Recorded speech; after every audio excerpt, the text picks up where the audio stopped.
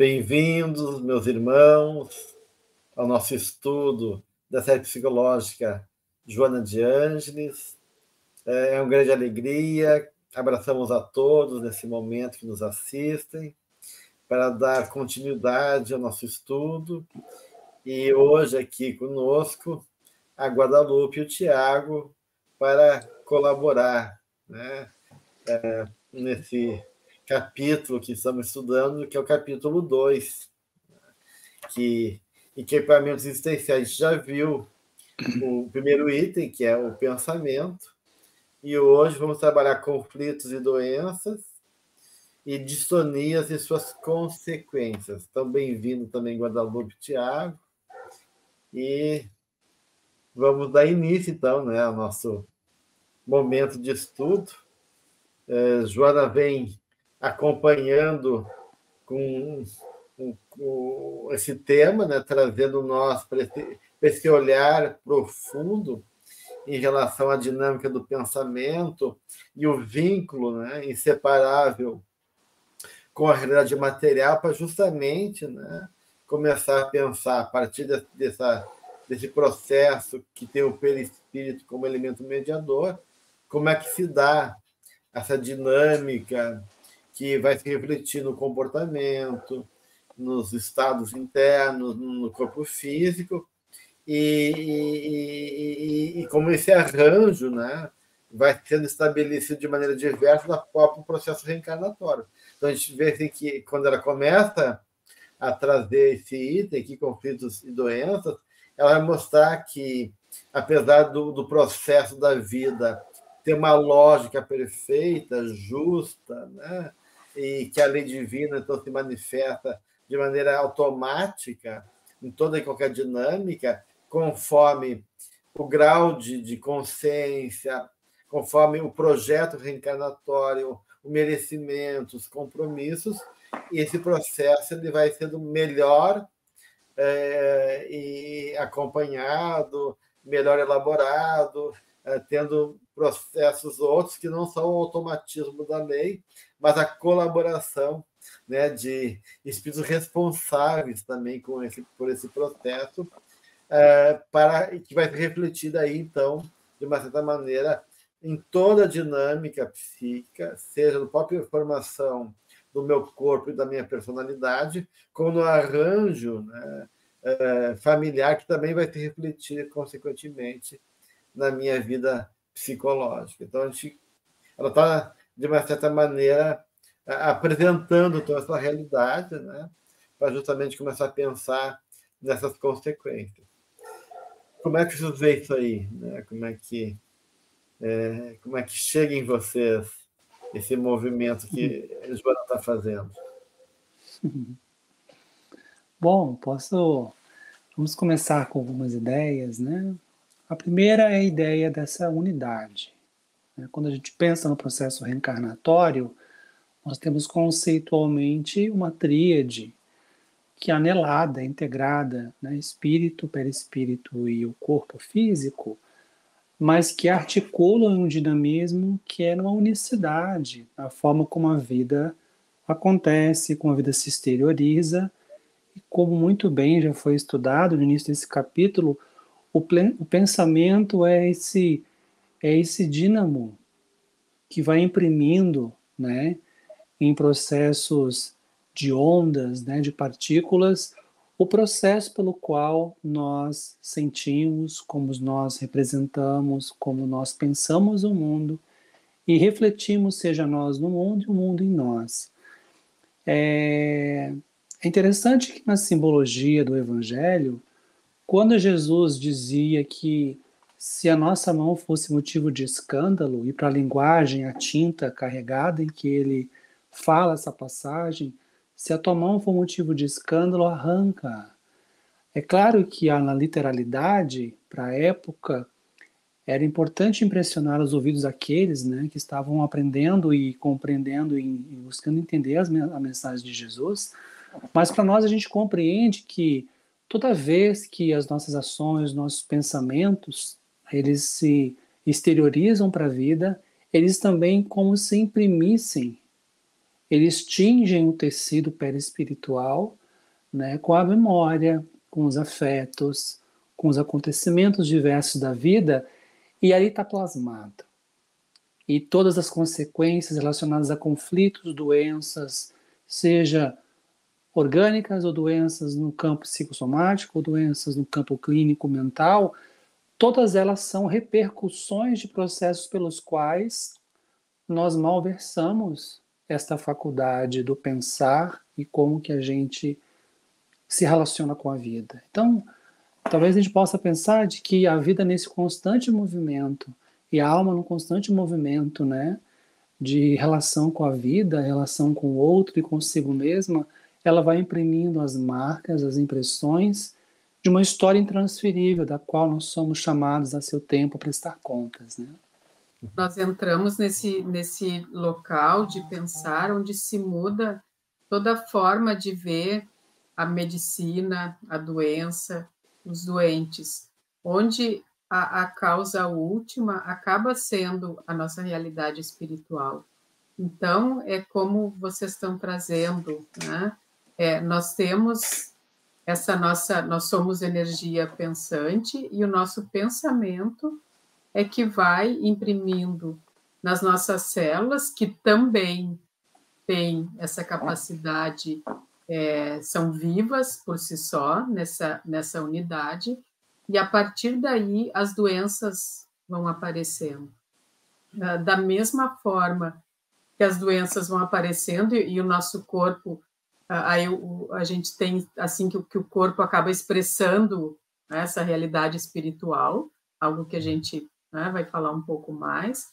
Da mesma forma que elas vão expressando, a gente também vai conseguindo reverter toda essa dinâmica a partir da mudança da nossa forma de pensar. Mas aí dentro disso, acho importante a gente ressaltar a questão de que não é só o pensar, né? É a questão do sentimento e da vontade também, né? Dentro dessa dinâmica. E a partir daí a gente tem, então, essa possibilidade de trabalhar as doenças do corpo físico, os conflitos que externam no corpo físico, a partir de pensar nossa realidade diferente, e nós também temos essa possibilidade de perceber a nossa responsabilidade, porque as doenças vêm para que a gente aprenda a nos olhar e refazer, então, esse nosso caminho. E vão chegar com dor, né? Vão chegar com lições difíceis, mas se nós ficamos paralisados, presos a uma mesma forma de pensar e perceber a realidade, nós não conseguimos expurgar essa energia, nós não conseguimos mudar esse padrão, e ao invés de nós tratarmos a doença, que no final das contas é tratar de ampliar a consciência da nossa realidade espiritual, nós vamos perpetuando quase que jogando fora uma oportunidade de desenvolvimento espiritual. E finalizando assim esse primeiro pensamento, também é interessante nós lembrarmos que, claro, a medicina terrena evoluiu muito, né? Se a gente separa da espiritual, que são inseparáveis.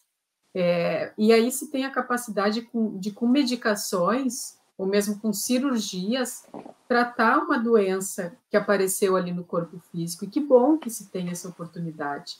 Mas se não há um ganho de consciência, não há uma reflexão, e isso, claro, né, gente, dentro da complexidade espiritual de cada um, porque as coisas não são tão causa e efeito, tão assim, sintéticas, a doença vai aparecer em outro lugar, de novo nos chamando a consciência.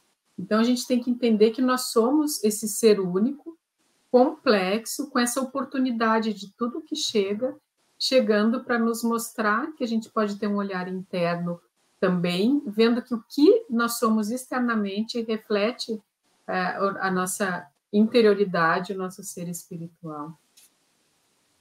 Eu acho importante, dentro disso que estão trazendo, né, ampliar essa inseparatividade, né, essa unidade que existe entre matéria e espírito, mente e corpo, para esse corpo maior, né? Que é o corpo que já até comentou no encontro passado, esse corpo que é um tecido social, cultural, né? Familiar, e que, de uma certa maneira, nessa trama, né, dos fios invisíveis que a vida nos une, reflete, né, justamente esse campo de interação e de movimento do espírito na sua caminhada evolutiva, não só sozinho, mas sempre interagindo com os outros e com a vida, né?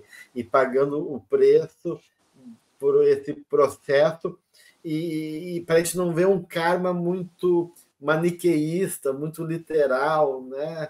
Para a gente ver que esses processos da vida que nos jogam, né, para nadar, né, mesmo a gente não sabendo, né, a gente é jogado no mar, para a gente poder reconhecer que a gente tem potencial para nadar. Né? Então, às vezes a gente não acredita, que a gente pensa que a gente vai se afogar, e a vida justamente nos joga lá para a gente poder realmente buscar recursos e ver que a gente pode, de uma certa maneira, encontrar elementos que a gente desconhecia. Então, quando ela começa a juntar, né, essa questão que a Guadalupe está trazendo, né, da questão da doença física, e junta também o choque doméstico, né, que a gente vê assim, que os caminhos possíveis do adoecimento ou da forma da alma viver suas dores são muito diversificados,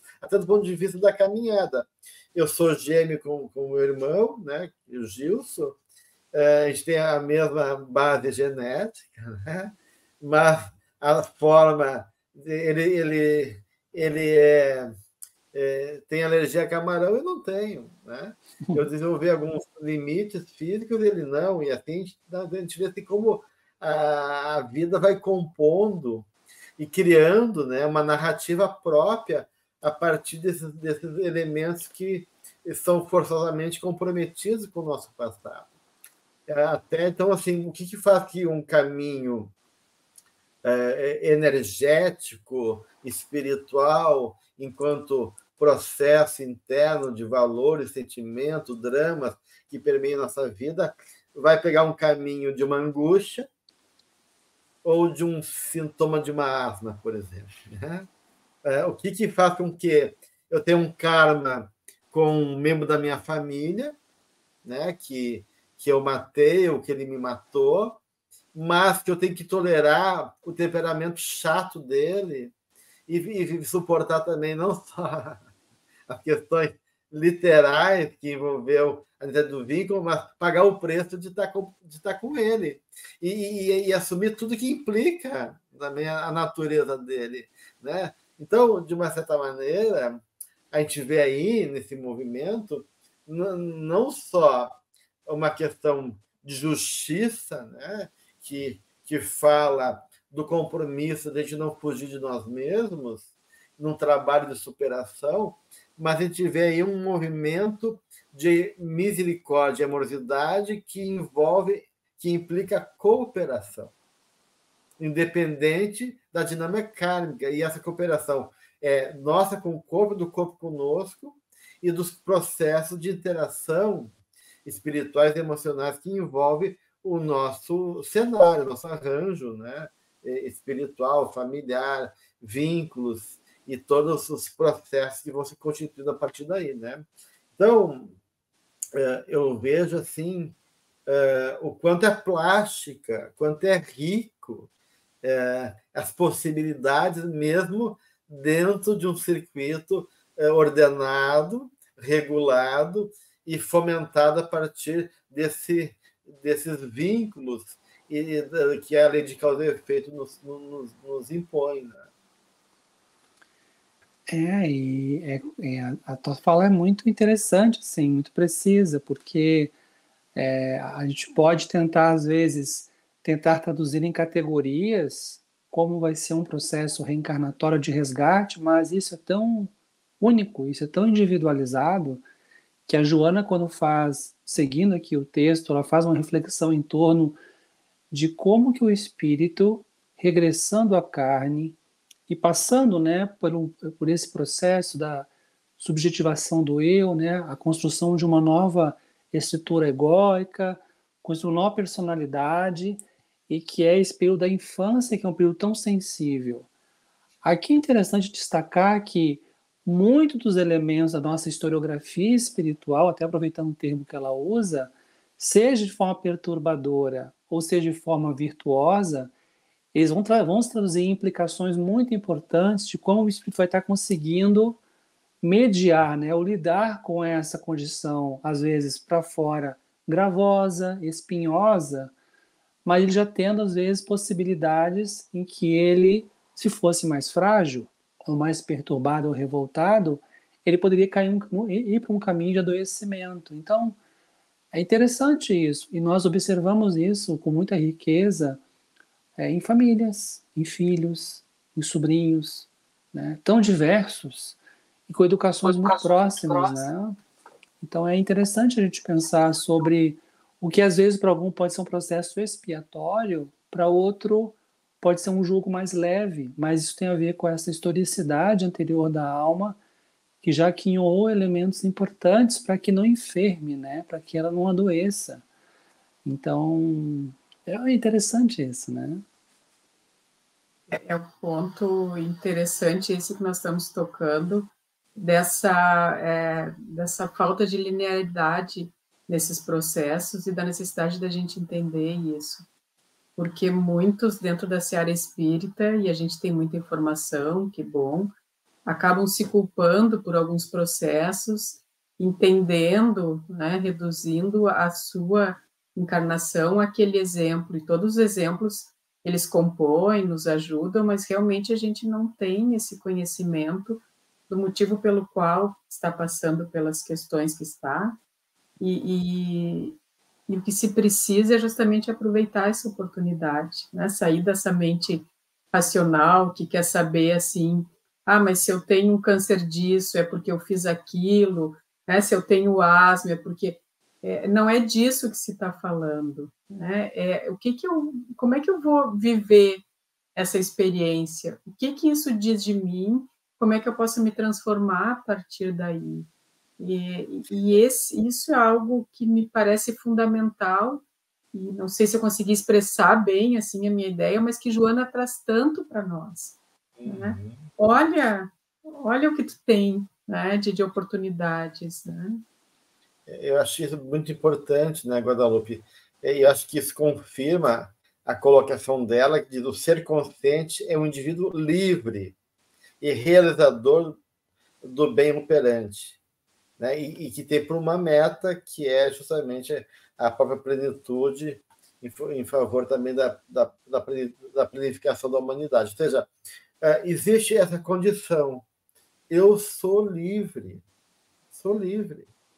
Né? Por mais que o Dostoiévski escreveu o irmão Karamazov na prisão.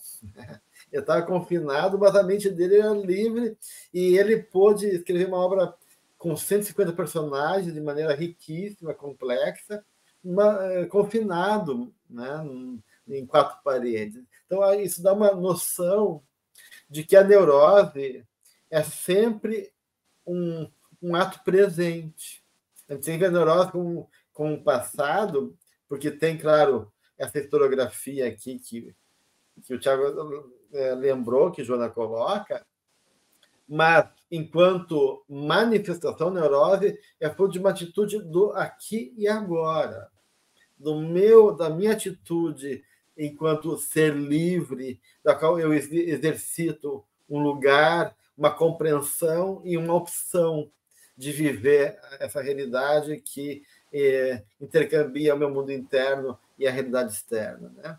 Eu me lembro que uma vez eu era estudante de psicologia e estava muito atarefado, e isso, claro, é um campo de estressor, eu não me lembrava direito, eu tinha estágio, aula de manhã, de noite, estágio de tarde, então era uma correria para lá e para cá, e eu fui buscar uma orientação espiritual, um apoio para a saúde, né, que eu não me lembro exatamente o porquê, né?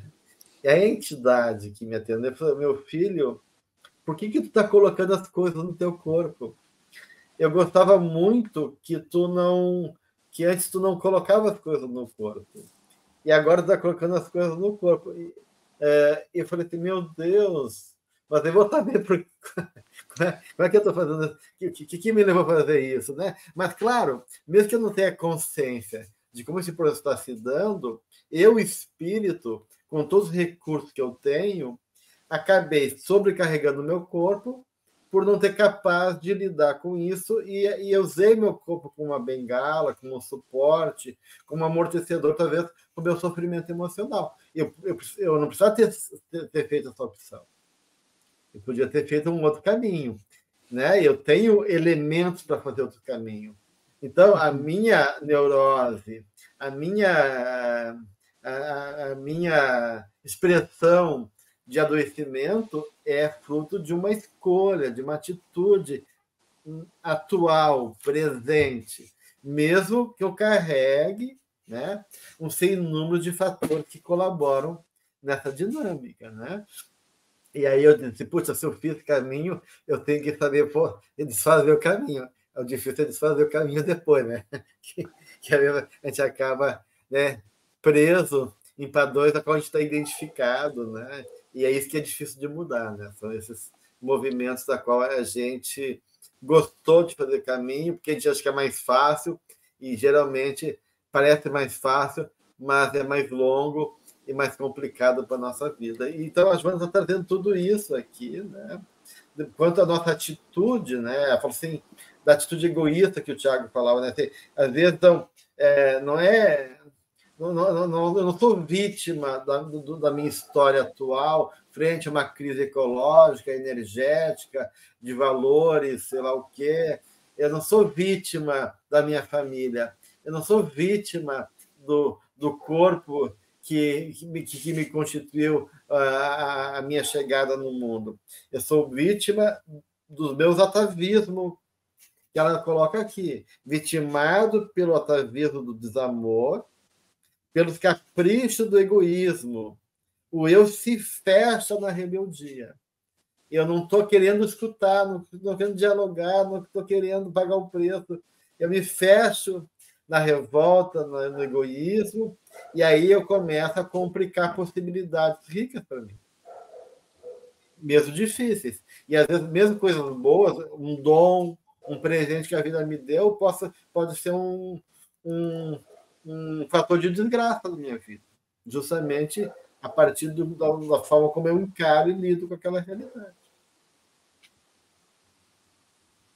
Muito interessante, porque talvez frente a cenários semelhantes, cada um de nós vai aproveitar ou não aproveitar. Às vezes escuto até de amigos espíritas, que eu acho que não entenderam o espiritismo. Eles dizem assim, como vida é difícil, né? Como é ruim às vezes as situações, mas vou suportando que isso vai passar logo, só que eu percebo que não está aprendendo com a situação. Então não adianta estar reencarnado, ou às vezes reencontrando no ambiente doméstico, em um relacionamento, as possibilidades de reajuste com aquele que chega a nós, ou como filho, ou como pai, ou mãe.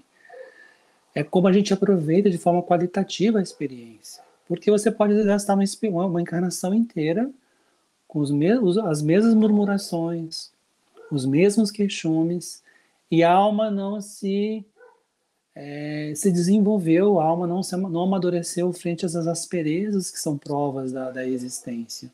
Então, a ideia da rebeldia, e a Joana destaca isso, há almas que, talvez pela condição consciencial ainda restrita que se encontrem, elas vão permanecer dormindo, elas não vão reconhecer quais são os deveres perante a vida, permanecerão sendo para si construtores de novos processos de adoecimento e de sofrimento, e muitas vezes para o outro que acompanha ele na marcha.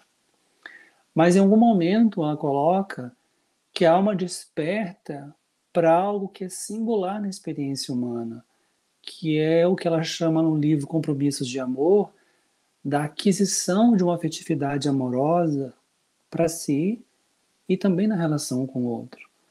E parece que isso é algo estruturante para aquisição de consciência, para crescimento espiritual, e a gente conseguir, como ela diz, né, ir ao encontro da nossa dimensão divina mais íntima e profunda, que aguarda, né, o florescimento, o despertar, e que essas florações possam continuar se desenvolvendo. Mas para chegar nesse lugar, ela diz, em algum momento, no pedregulho da experiência humana, temos que encontrar as representações da amorosidade em nós para vivermos, mesmo que ainda, como fala o Espírito Meimei, né, os pés sangrando, o choro abundante, mas prosseguirmos, buscando caminhos em que o amor possa ser instrumento para nós e para o outro, né? Nesse subitem que nós estamos vendo, e que ela traz muito a questão do desamor na infância, e faz essa ligação com a nutrição, acho que é muito importante a gente entender o quanto, de uma forma ou de outra, nós temos esses comportamentos que a gente não aprendeu a se nutrir, né? E aí acaba não conseguindo também levar essa nutrição, esse amparo para o outro. E dentro disso, como é um assunto que eventualmente eu estudo, enfim, cada vez mais aumenta o nível de transtornos alimentares, né? A gente tem mais de 70 milhões, era alguns anos, 3, 4 anos atrás, de pessoas no mundo, aumentando em adolescentes e crianças em idade precoce, e em outros grupos também, né, como os grupos que tem alguma alteração, mais segregados, enfim, e isso tudo ligado a esse momento onde a gente não aprende a se olhar, claro, né, aí a gente pode falar do lar, da questão do desamor, e tudo isso é muito complicado, mas como o Gelson trouxe, nós também somos livres, né? Então, se por um lado a gente tem que ter muito cuidado com o ambiente que leva para as crianças e adolescentes, por outro, quando somos adultos, né, mais ainda a gente tem que entender que pode escolher. E os transtornos alimentares, eles são muito frequentes e muito aceitos, né, nesse mundo pós-moderno.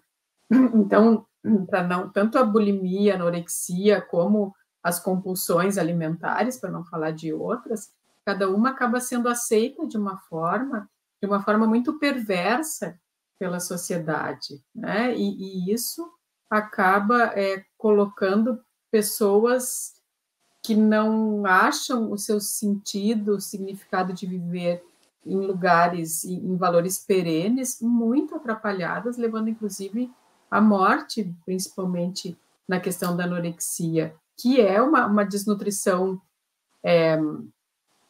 material, né, não simbólica, mas também simbólica, uma negação da vida, de certa forma, um controle dentro de um descontrole. Então, como nós... E aí, se a gente pega essas doenças, a gente sabe, esses transtornos, né, a gente sabe que a esmagadora maioria tem outros transtornos junto, né, de humor, enfim, mas como nós, enquanto essa grande teia, né, enquanto sociedade e coletivo, estamos adoecidos e adoecendo pela perda desses valores de sentido existencial maior.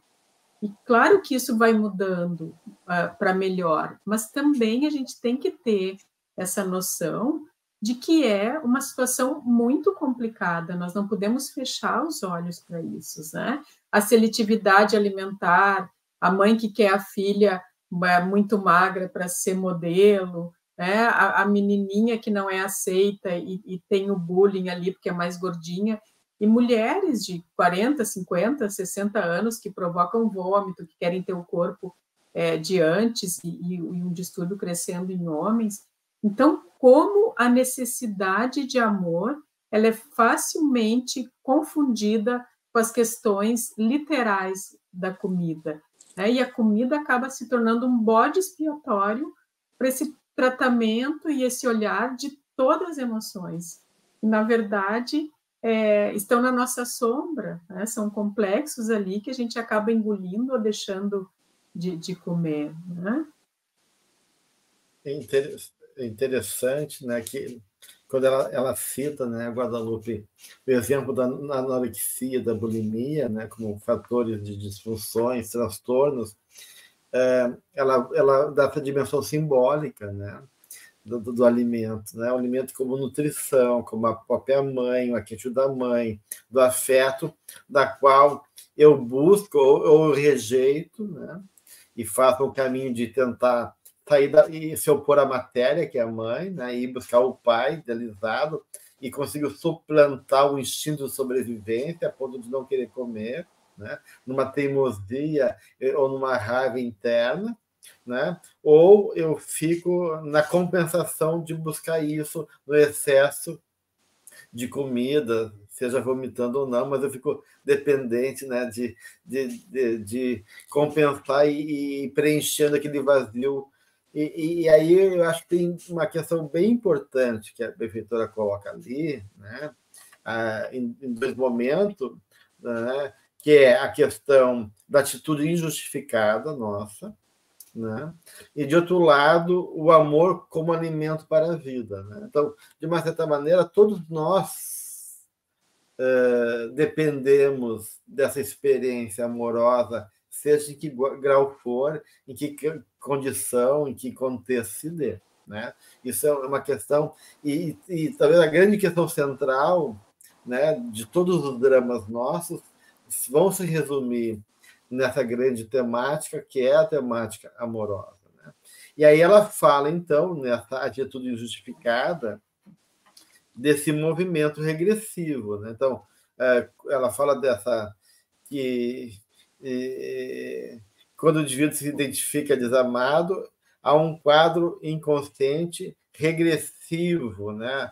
Então, eu acho interessante formular uma compreensão dessa dinâmica. Então, o movimento do espírito é aquilo que chamam de progressão da libido, e fala também em regressão e progressão da libido. Então, a libido, a energia, ela quer ascender, como a planta busca a luz do sol, né? que é aquilo que é melhor para ela. Então, a progressão da libido é dar conta dos projetos, dos anseios, das necessidades da vida. Quando a gente esbarra num desafio, numa dificuldade, numa questão desconhecida, o que a gente faz? A gente regride. Então, a regressão é tentar dar um passo para trás para avançar melhor. A regressão é uma forma de buscar lá atrás algo que a gente está precisando agora. A regressão é uma forma de voltar num estágio seguro diante de um momento de insegurança agora. Então, a regressão é um movimento natural. E quando a gente regride, o espírito tem que olhar para ele. Bem, o que eu estou lidando frente a esse desafio que me desafia, acima de tudo, a mim mesmo. E quando eu faço a regressão, eu tenho que tomar, então, uma atitude. Ou eu fujo, continuo regressivo, ou eu busco do jeito que eu sei, ou eu mudo, ou assimilo alguma coisa, eu acredito na vida, não acredito na vida, ou eu consigo usar de alguma capacidade minha de resiliência, de paciência, ou de pedir ajuda, de humildade, seja o que for. Mas, de uma certa maneira, o movimento da vida vai forçar naturalmente, né, que é, frente àquilo que nos desafia, um impasse, aquilo que chamam de conflito, né? Seja consciente ou inconscientemente. E aí, né, a Jona fala, tem essas várias possibilidades de caminho. Ou tu compensa, ou tu se opõe, ou tu fica regredido, ou tu faz uma cisão neurótica. Tem as várias formas, né, da gente adoecer, neurotizar, como forma de tentar encontrar possibilidades, né? E todas elas são tentativas mesmo, né? Desse mundo criativo que a alma opera e que nem sempre dá resultado, né? E o problema não é não dar resultado, o problema é a gente ficar teimando, né? E não dar chance para a gente.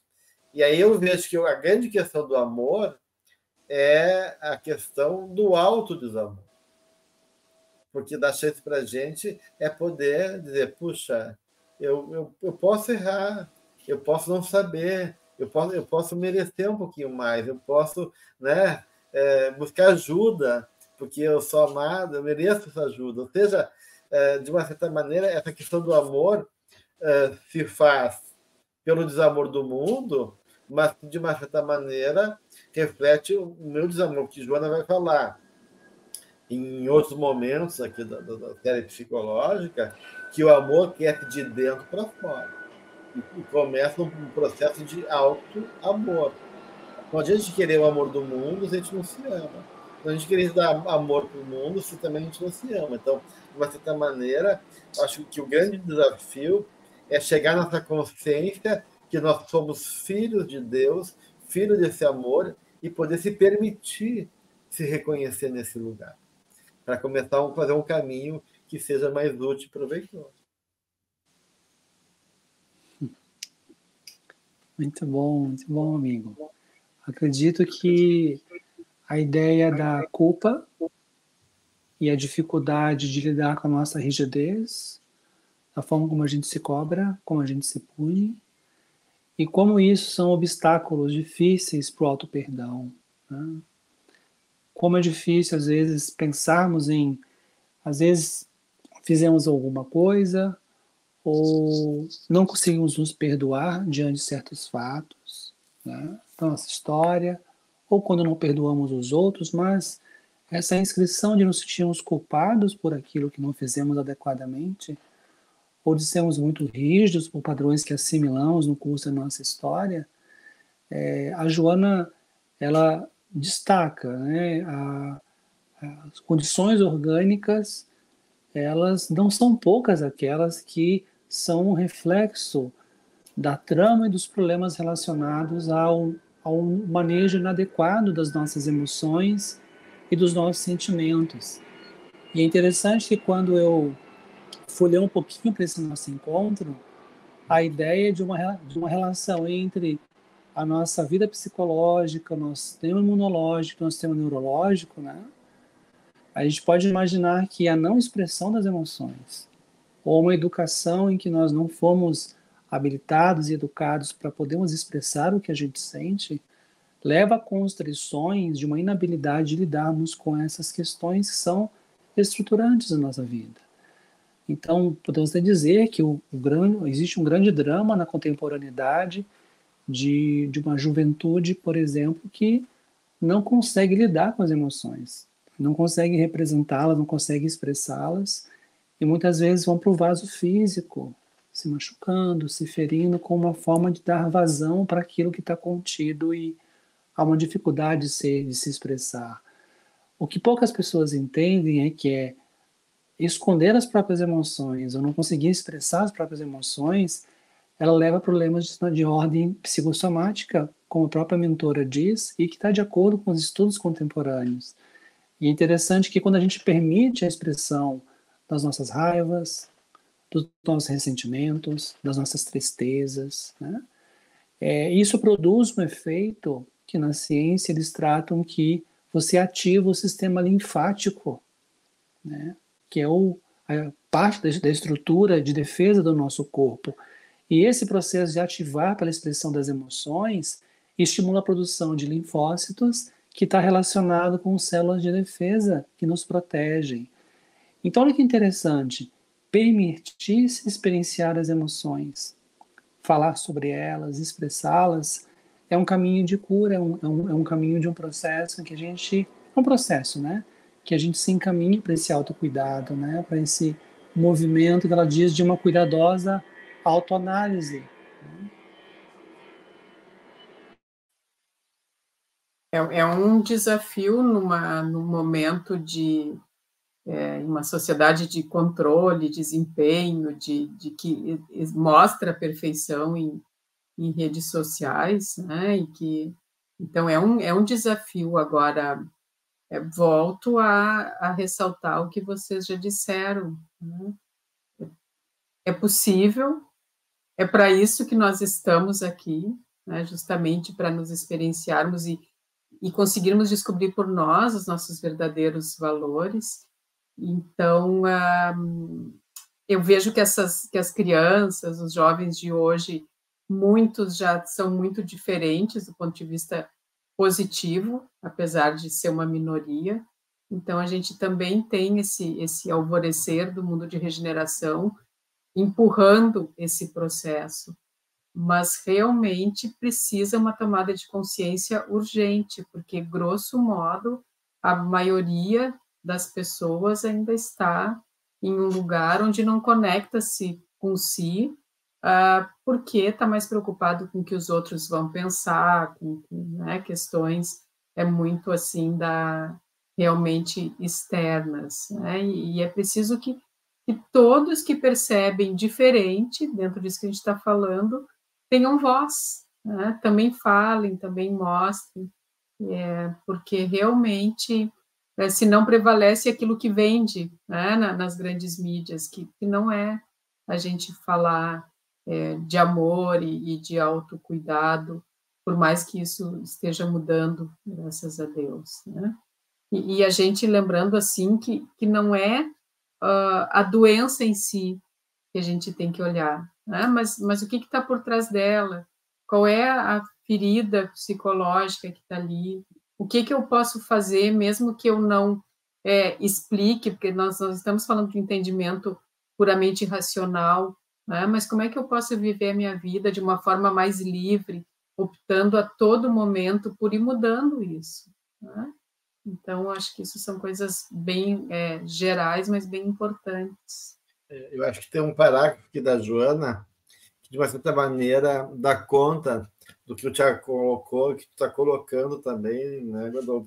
Porque ela coloca aqui, no meio da página 35, perto já do final do item conflitos e doenças.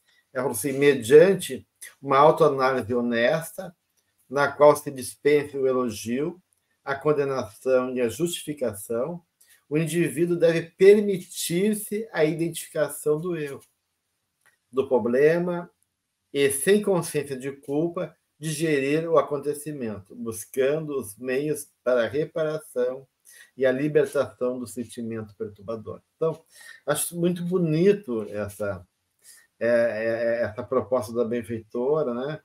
Esse trabalho de poder realmente se reconciliar consigo, desse encontro verdadeiro conosco mesmo, nessa autoanálise honesta que ela coloca aí, e numa identificação com o erro, ou seja, eu reconhecer que eu tenho limite, reconhecer que eu não sou perfeito ainda, né? E que eu estou, de uma certa maneira, construindo, então, uma caminhada. E o legal é eu ter essa interesse de poder, então, olhar para isso tudo, né? E sem uma exigência descabida, como ela coloca aqui, nem condenatória, né? Ver possibilidades, né? De poder encontrar caminhos, no desejo de aprender, de se recuperar, de poder, de uma certa maneira, ir construindo um processo de superação, né? Então, acho bem, bem interessante essa passagem dela, né? E aí eu vejo que ela introduz, a partir disso, a dificuldade de diálogo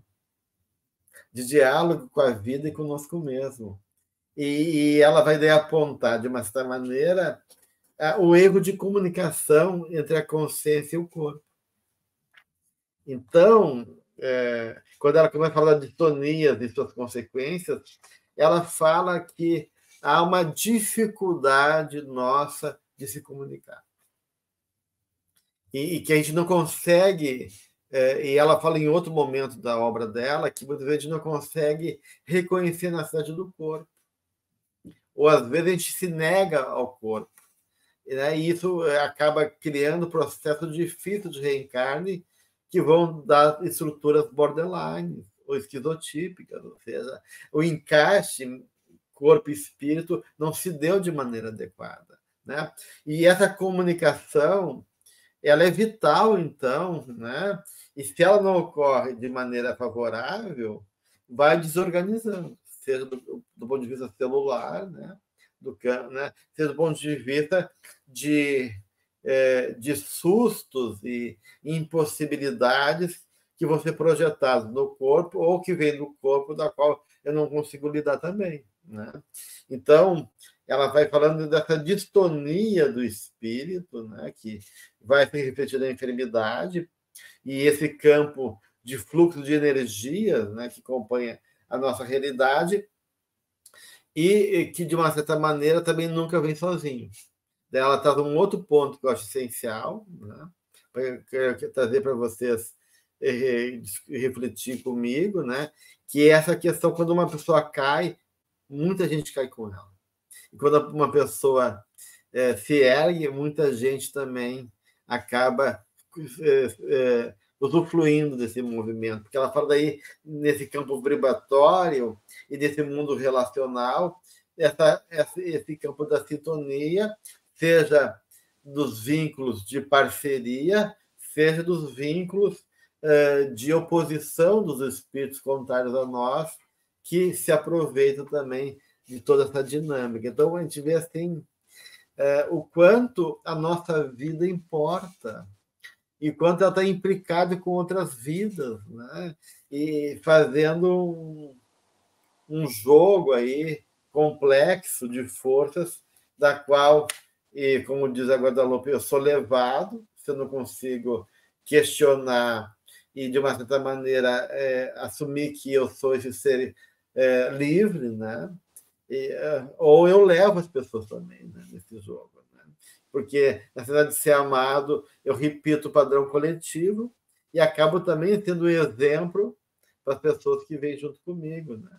Então, criando esse ciclo vicioso e de impossibilidade, muitas vezes, de transformação. Esse trecho em que a Joana passa a trazer uma perspectiva sistêmica de como que nós estamos interconectados a partir do pensamento, já é complexa a compreensão da individualidade. E aí você traz o contexto no qual nós estamos interconectados. Então, os processos obsessivos mais graves, a gente entende do intrincado movimento que se encontra a alma, às vezes, né, endividada, com problemas, e já cuidar dela, né, enquanto está encarnada, já é um desafio, seja para a ciência especializada, e seja até mesmo para os acompanhamentos, né, de casas espíritas, né, que tratam disso, né, pelas suas terapêuticas. Mas a Joana tem uma fala muito interessante, não me recordo que foi a obra que ela comenta isso, que há o ditado popular que fala assim, né, dize-me com quem tu andas, eu te direi quem és. Esse ditado ele é falho, porque não quer dizer que você está andando com alguém que, em tese, é mal visto socialmente, você também está na mesma condição. Mas ela fala assim, dize-me o que tu pensas, eu direi com quem tu andas. Porque, de fato, o nosso pensamento ele é desnudo do ponto de vista com que ele sintoniza, com que ele se vincula, a quem nós atraímos, porque a nossa persona, né, a nossa representação ou o nosso silêncio não está falando da nossa interioridade de forma direta, mas a nossa interioridade, por meio do que a gente sente e pensa, ele é, por excelência, a nossa mais límpida realidade e com a qual nós estamos interconectados com aqueles que são afins a nós. Eu me recordo na obra Entre a Terra e o Céu, de André Luiz, em que a obra começa com uma oração de uma menina pedindo intercessão da genitora que havia desencarnado e auxílio à casa, que estava passando por muitos problemas. A questão é que quem estava provocando espiritualmente a perturbação na casa era a genitora, a quem ela pedia auxílio. E a gente pensa, bom, se ela orou à mãe, se ela pediu com amorosidade, com sinceridade o auxílio da mãe, e a mãe não estava em condições de atendê-la, quem sintonizou com ela? E a obra revela isso, que todo apelo, toda súplica, feita de coração, através do pensamento ao alto, alguém vai colher isso e oportunamente virá em nosso auxílio. Então, ao mesmo tempo em que Joana traz e nos recorda sobre a gravidade de como que nós articulamos o pensamento e como isso pode nos libertar, como pode nos aprisionar, existe essa dimensão da amorosidade sempre presente nos bons espíritos, né, que vem em nosso socorro para nos auxiliar, porque a lei divina não é só justiça, ela também tem um componente que aquece, que adorna, que é o pedaço do fio, né, que adorna a lei com amorosidade, com calor, com cuidado, com proteção. Então, que a gente possa pensar sobre essa nossa responsabilidade, porque ela é intransferível. Não adianta dizer assim, né, ô querido mentor, me ajude, né? A gente faz muito isso, né? E ele vai responder assim, primeiro você vai se cuidar, minha filha, né? Primeiro você vai se cuidar para ver se você se coloca em disposição para receber o concurso. E o concurso pode ser o suporte, sustente, aguente firme, né? Então...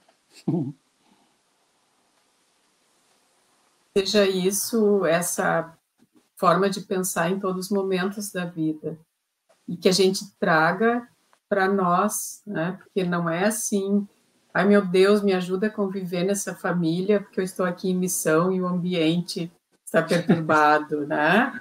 Ou me ajuda a me manter nesse trabalho porque aqui todo mundo...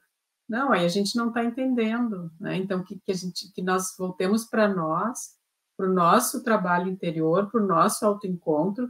E, como ela diz aqui, nunca será demasiado propor-se elevação moral e renovação espiritual do ser humano, autor do próprio destino.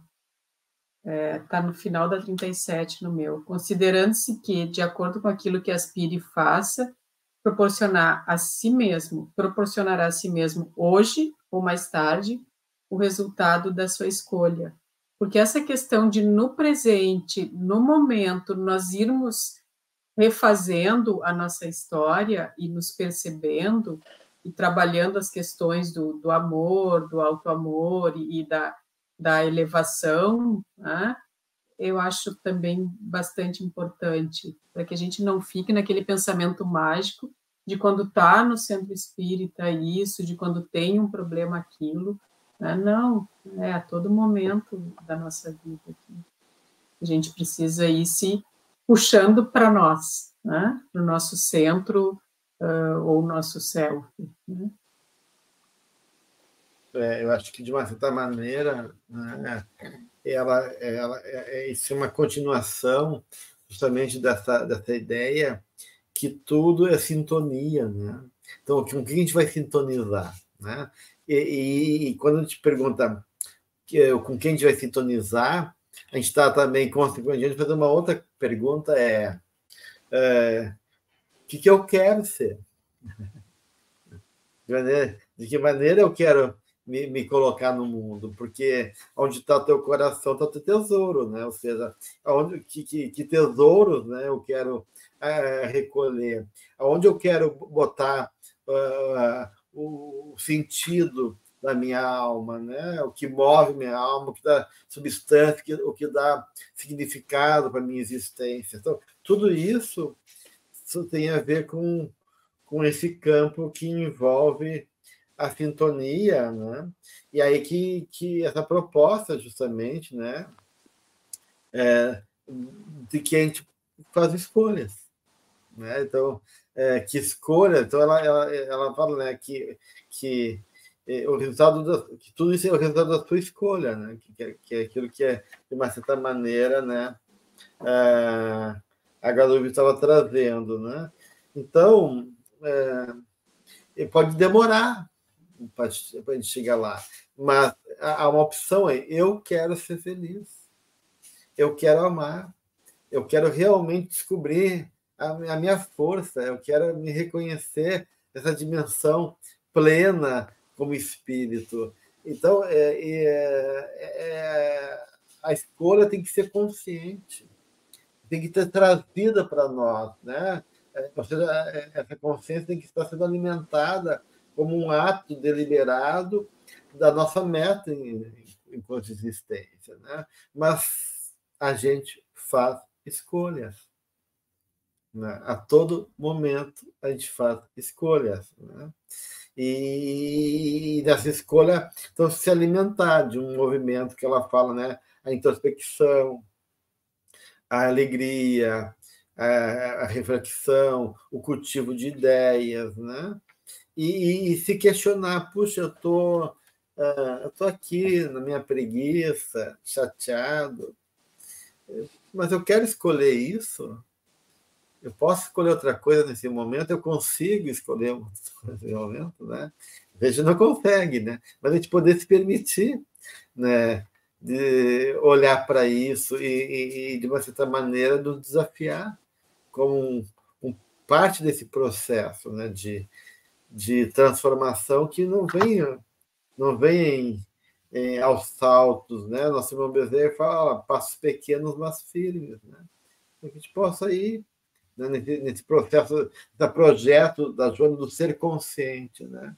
Que não se acusa e nem se justifica, se descobre, né? Então, essa é a ideia, de uma certa forma. Que nós sejamos honestos conosco quando fizer essa pergunta, eu não consigo ou eu não quero, né?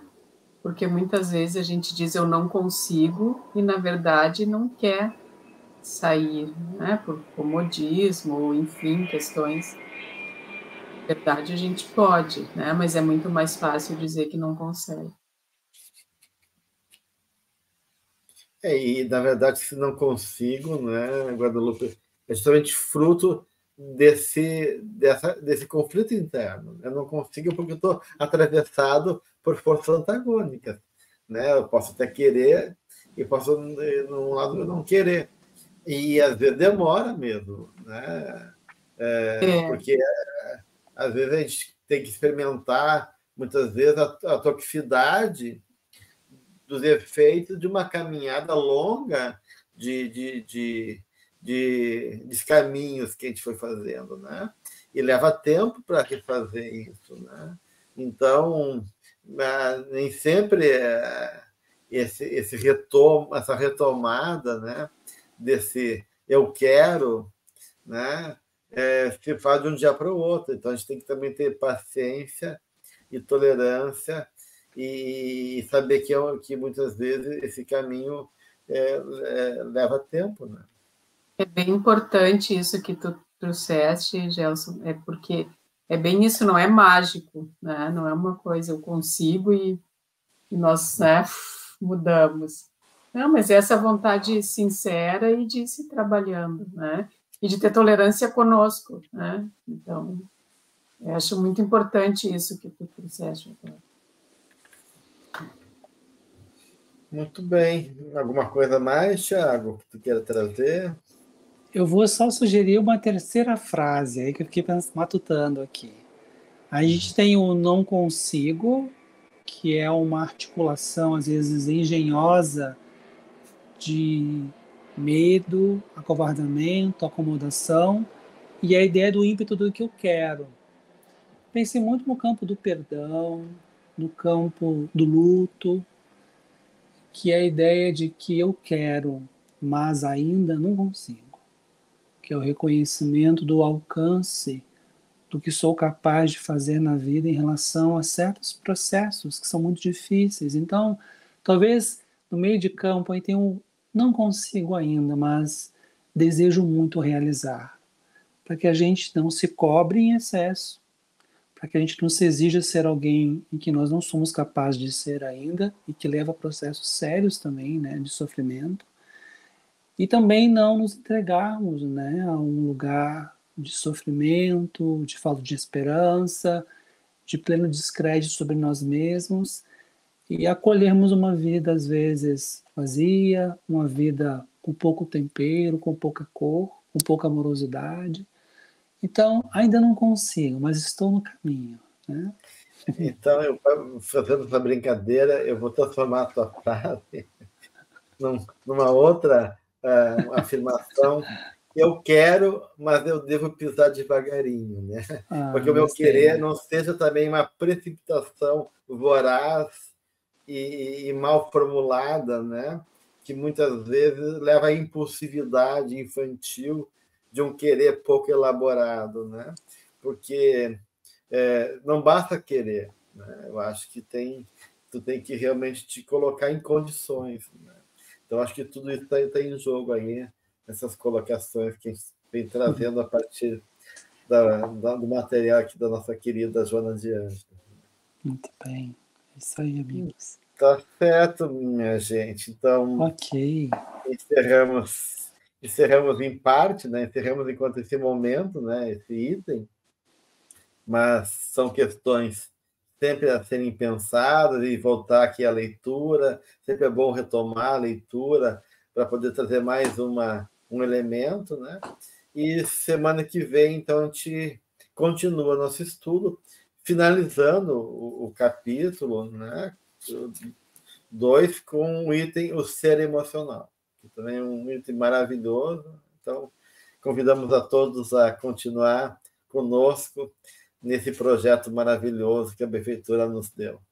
Um grande abraço, que possamos seguir em frente aí nessa sintonia com o que temos de melhor naquilo que move o nosso lugar, né, como filhos de Deus. Obrigado, Guadalupe, Tiago, e até a próxima, então.